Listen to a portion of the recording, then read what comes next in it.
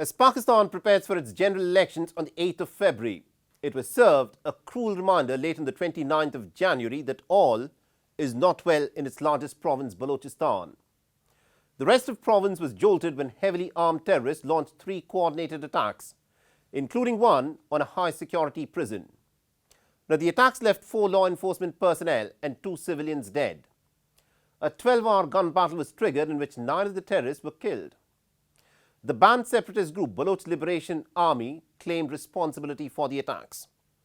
But the question is this: how potent is the danger posed by the Baloch Liberation Army, and why has Pakistan failed so far in reining in the separatists? Our next poll gets you more details.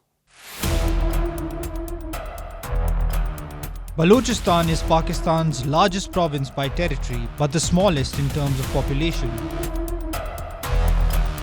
Despite being blessed with mineral resources and vast reserves of natural gas, the province has remained the country's poorest, giving rise to a broader rebellion.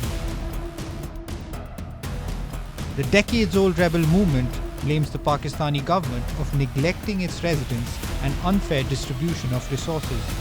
Most prominent of these rebel groups in the southwestern Balochistan province is the Baloch Liberation Army.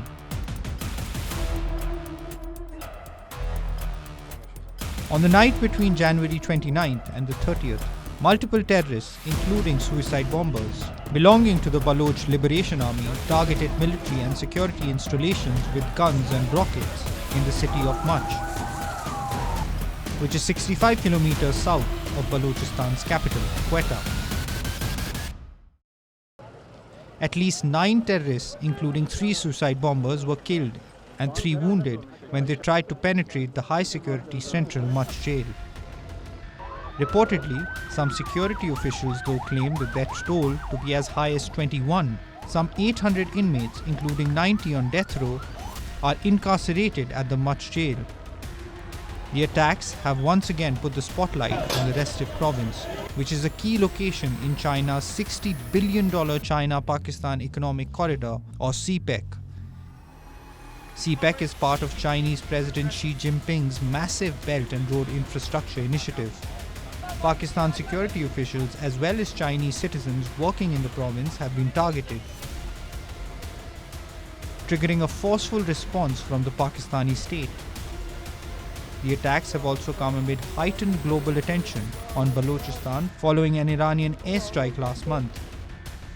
At least 2 children were killed on the outskirts of Panjgur city in Balochistan in the airstrike, which Tehran said targeted another armed group, Jaish al-Adl, based in the province. A couple of days later, Islamabad launched a retaliatory attack, killing at least 9 people. Islamabad claimed to possess credible intelligence that some armed groups had been given sanctuary in Iran. Monday night's attack against the security forces is the deadliest this year, and an apparent retaliation for Pakistani strikes inside Iran on the 18th of January. How long will this vicious cycle of tit-for-tat attacks continue is anyone's guess. But it sure doesn't bode well for a nation's security, especially in its largely lawless border areas with Iran.